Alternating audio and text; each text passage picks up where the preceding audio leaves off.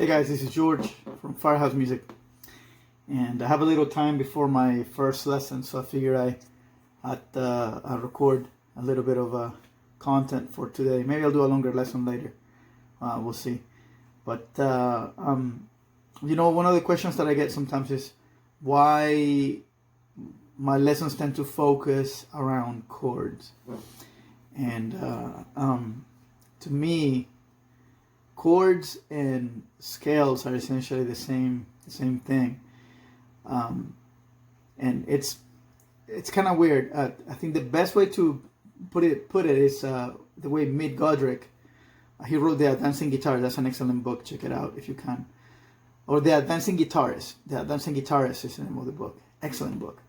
And in that book he said that arpeggios are melted chords and chords are melted are frozen arpeggios, right? And that seems like what an arpeggio is in music is a chord played one note at a time. So like, say I have a C major 7 chord, right? Like chord like this, and if I play the notes of that in every possible way. Now, sure, I could play this and call that an arpeggio, but typically the way those are done, actually, you take the notes, every note possible in the octave, and then you play that. So like you go,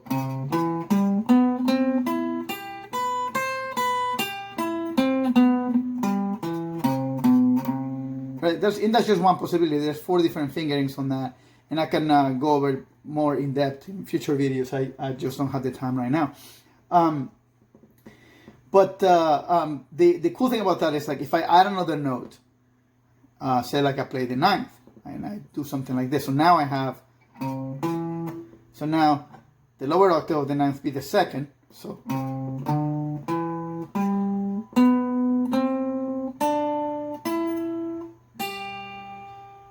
right, 5.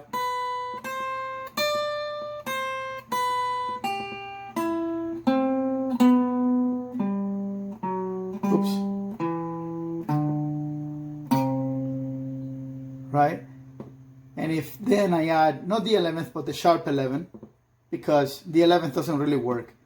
If I play a major 7 chord and I play the natural 11 on a major 7 chord, it's going to sound bad. Like I get this sound. I mean, that's not exactly what you want to play in because you have a pretty nasty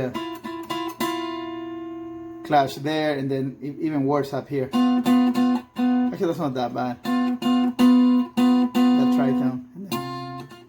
So it's just not good. So what tends to happen is you bring that as a sharp 11 instead, and then you end up with that sound, which is better.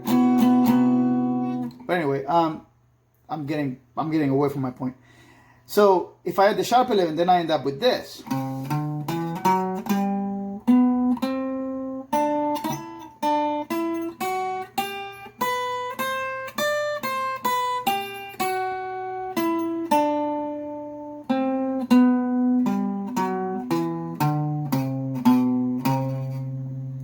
And then if I add the 13th, now I have a full.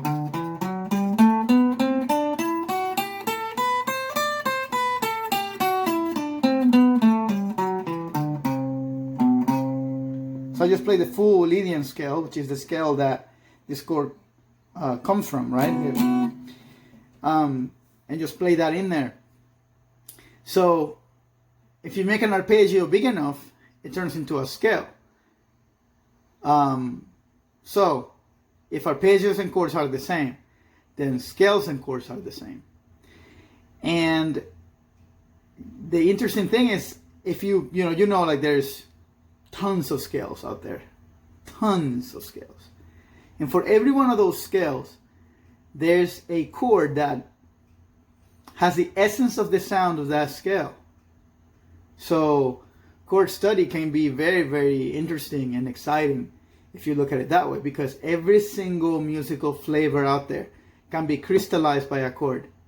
So expand your chord vocabulary, learn some chords, and then try to figure out the scale that goes with that chord, and vice versa. You learn a new scale, try to figure out the chord that goes with that scale, and just build that vocabulary a little bit at a time. I'll be back with you guys hopefully later today, if not tomorrow, and give you a little bit more specific content on this stuff. See you guys later.